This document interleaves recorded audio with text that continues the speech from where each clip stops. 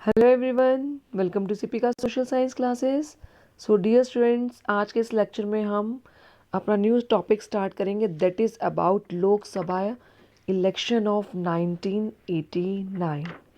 तो स्टूडेंट्स, इससे पहले वाले लेक्चर में हमने डिस्कस किया था कि क्या ऑफिस मेमोरेंडम होता है, उसमें क्या रिकमेंडेशन दी गई थी, मंडल कमीशन को क्यों अपॉइंट किया गया था और मंडल कमीशन ने क्या क्या चेंजेस सजेस्ट किए थे। तो अब बात कर रहे हैं लोकसभा इलेक्शन ऑफ 1989। अब ऑफिस मेमोरेंडम पास आउट हो गया, एक कमीशन भी बैठा दी गई। तो अब क्या होता है, अब जो इलेक्शन हुए थे लोकसभा के इलेक्शन जो प्राइम मिनिस्टर को चूज़ करने के लिए किए जाते हैं वो 1989 में हुए, जिसमें election manifesto of Janata Dal लिया गया। मीन्स जनता दल ने अपना एक इलेक्शन मैनिफेस्टो मीन्स होता है मतलब अगर कोई भी पार्टी इलेक्शंस में पार्टिसिपेट करती है, कंटेस्ट करती है, तो वो कुछ प्रॉमिसेस करती है, कुछ पॉलिसीज़ बनाती है कि अगर हमारी पार्टी जीत जाती है तो हम ये चीज़ें अपने ये प्रॉमिसेस को पूरा करेंगे। तो जनता दल जो पार्टी थी उसने भी इलेक्शन मैनिफेस्टो में मतलब इलेक्शन मैनिफेस्टो दिया, उसने प्रॉमिसेस की कि मैं अगर मेरी पार्टी जीत जाती है तो हम ये वाले प्रॉमिसेस पूरे करेंगे।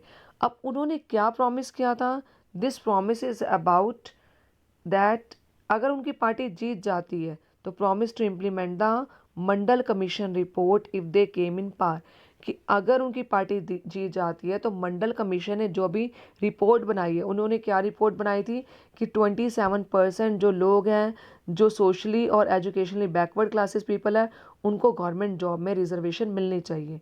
तो जनता दल पार्टी ने भी यही प्रॉमिस किया कि अगर उनकी पार्टी जीत जाती है तो मंडल कमीशन ने जो प्रॉमिस किया या जो उन्होंने सजेस्ट किया है उसको हम इम्प्लीमेंट करेंगे। मतलब हम सीट की रिजर्वेशन के लिए स्टेप्स उठाएंगे और इस डिसीज़न को कंफर्म करेंगे कि उनको सीट मिलनी चाहिए।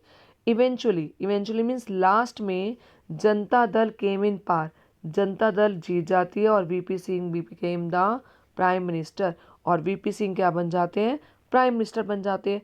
अब उन्होंने इलेक्शन मैनिफेस्टो में क्या बोला था कि अगर उनकी पार्टी जीतती है तो वो रिजर्वेशन करेंगे, तो रिजर्वेशन ऑफ सीट्स वो देंगे। तो रिजर्वेशन ऑफ सीट्स जो थी वो लॉ मतलब जो रिकमेंडेशन थी अब उसको इम्प्लीमेंट करना था और उसको लॉ बनाना था। अब जनता दल पार्टी ने जो प्रॉमिस किया था वो फुलफिल कर रही थी कि मैंने जो ये मेमोरेंडम बना है रिजर्वेशन का, इसको लॉ में कन्वर्ट किया जाना चाहिए। अब ये इतना इजी था, इतना इजी नहीं था। तो देखते हैं अपना टॉपिक जो है हमारा ये है अबाउट द डिसीजन मेकर्स।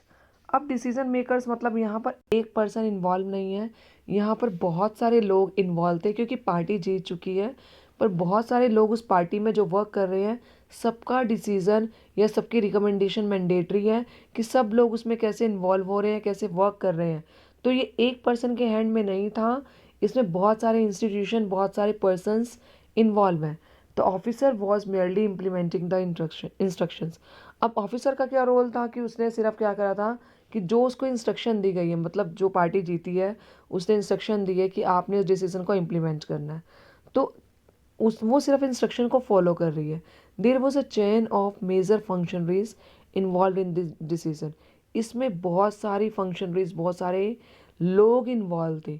कौन कौन, जैसे प्रेसिडेंट हो गया, प्राइम मिनिस्टर, पार्लियामेंट, और पार्लियामेंट में कौन आ जाएंगे, लोकसभा और राज्यसभा दोनों के मेंबर्स इसमें इन्वॉल्व थे जिन्होंने अपने अपने रिकमेंडेशंस दी। तो the office memorandum was the culmination of long chain of events, मतलब इसमें बहुत सारे जो इवेंट्स हैं, बहुत सारे प्रोसेसेस और बहुत सारे डिस्कशन इन्वॉल्व हुए थे कि क्या वाकई इस जो मेमोरेंडम को बनाया गया है, इसकी जो रिकमेंडेशन दी गई हैं उसको हम कैसे डिसीजन में या उसको हम कैसे लॉ में कन्वर्ट कर सकते हैं। अब बहुत सारे लोग इन्वॉल्व हैं इसमें, जैसे टॉपिक का नाम ही डिसीजन मेकर्स है, तो मतलब इसमें एक पर्सन का काम नहीं, बहुत सारे लोगों का काम है, बहुत सारे पर्सन इसमें इन्वॉल्व हैं। अब सबसे पहले बात होती है प्रेसिडेंट। प्रेसिडेंट जो ये लॉ बना, ये जो डिसीज़न लिया गया था उसमें वो एड्रेस करता है पार्लियामेंट को और इम्प्लीमेंटेशन के लिए रिकमेंडेशंस देता है कि आपको इस जो लॉ को ऐसे पास करना चाहिए, क्या क्या इसके अंदर अलग अलग जो इन्वॉल्व कर सकते हैं आप पर्सन्स को, कि बैकवर्ड लोग हैं।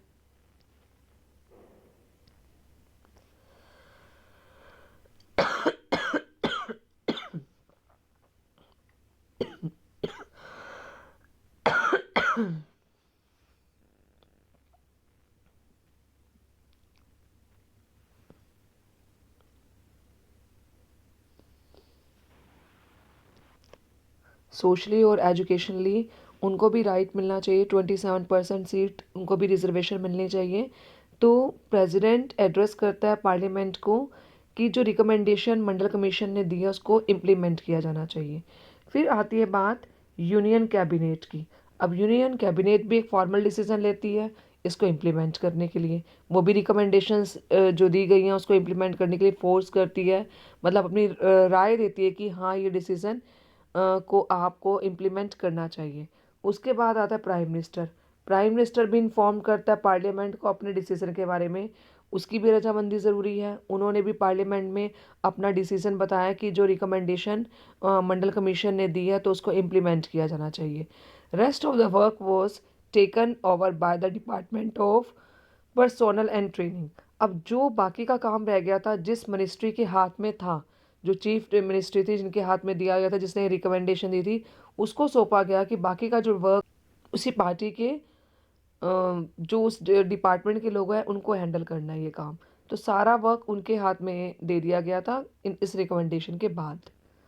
अब क्या हुआ, रिकमेंडेशन दे दिया गया, इम्प्लीमेंटेशन हो गया, अब हुए कन्फ्लिक्ट्स। अब कन्फ्लिक्ट्स क्या थे, कुछ लोग तो उसकी फेवर में थे और कुछ लोग थे उसके अपोज्ड में। फेवर में कौन होंगे, जिनको रिजर्वेशन मिल रही है, जिनको सब कुछ बेनिफिट मिल रहा है, वो तो ऑफ कोर्स उसके फेवर में होंगे। वो लोग चाहेंगे कि ये जो लॉ है वो इम्प्लीमेंट हो जाए। और अपोज कौन लोग हैं, जो उसके जिनको नहीं मिल रहा होगा। तो दोनों तरफ से लोग इन्वॉल्व थे। अब ये क्या है, कोई भी डिसीज़न अगर होता है इतनी इजीली, जब ऐसे डिसीज़न लेने हो इतनी जल्दी से वो लॉ में कन्वर्ट नहीं होते। उसके लिए ऑपोजिशन पार्टी या ऑपोजिशन के लोग खड़े होते हैं। अब ऑपोजिशन के लोगों की वजह से क्या हुआ, कन्फ्लिक्ट हुआ। अब जो ये कन्फ्लिक्ट था उसको किसने सॉल्व किया, जुडिशरी ने। सुप्रीम कोर्ट मतलब सेंट्रल लेवल पर, और हाई कोर्ट हो गई जो हमारी है स्टेट लेवल पे। अब दोनों कोर्ट्स ने मिलकर इस पर सॉल्यूशन फाइंड आउट करने की कोशिश की। अब आपको पता है कि जब लोग किसी चीज़ के अगेंस्ट होते हैं, इवन गवर्नमेंट के डिसीजन के अगेंस्ट होते हैं, तो वो क्या करते हैं, केस करते हैं। और केस कहाँ जाता है, कोर्ट में जाता है। अब उसमें क्या हुआ, दो पार्टीज में डिवाइड हो गया, in India Svane and others and union of India case. अब दो पार्टीज बन गई और दो दल बन गए, जो एक फेवर में हो गया और एक अगेंस्ट में हो गया, और केस कहाँ चला गया, कोर्ट में।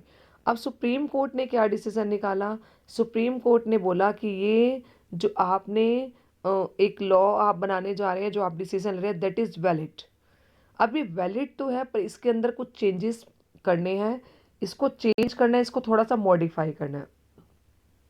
मॉडिफाई मतलब कैसे मॉडिफाई करना है, क्योंकि हम जो एक रिकमेंडेशन दिए कि 27% जो एजुकेशनली और जो सोशली दोनों तरफ से बैकवर्ड हो, उन लोगों को ये सीट्स मिलनी चाहिए।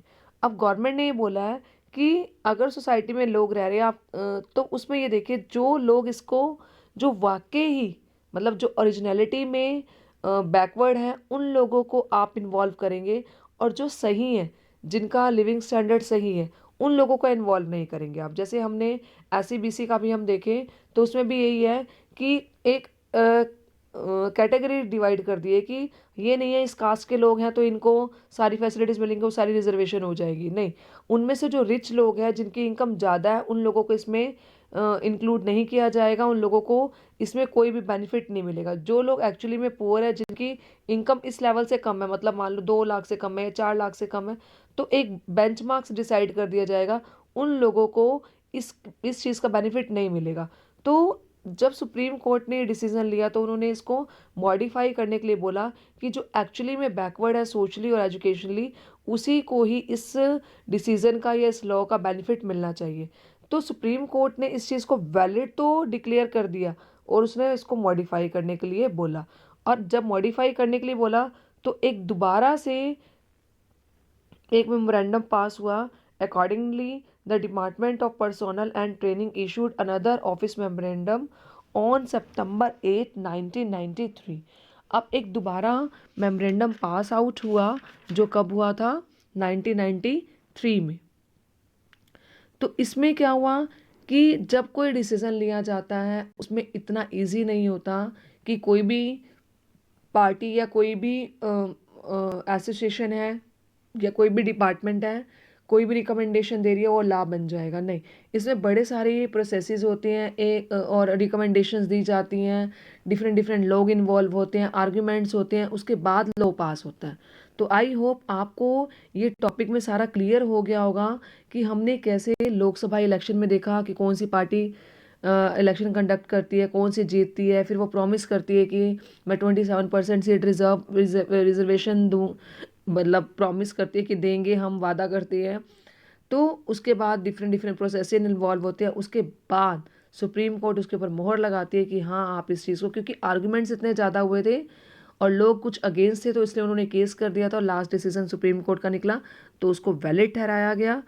तो ये था हमारा सारा मंडल कमीशन के बारे में और कौन कौन सी प्रॉब्लम्स क्रिएट हुई है। तो अब नेक्स्ट वाली वीडियो में स्टूडेंट्स हम पढ़ेंगे डिफरेंट इंस्टीट्यूशंस के बारे में और उनकी वर्किंग के बारे में। Thank you.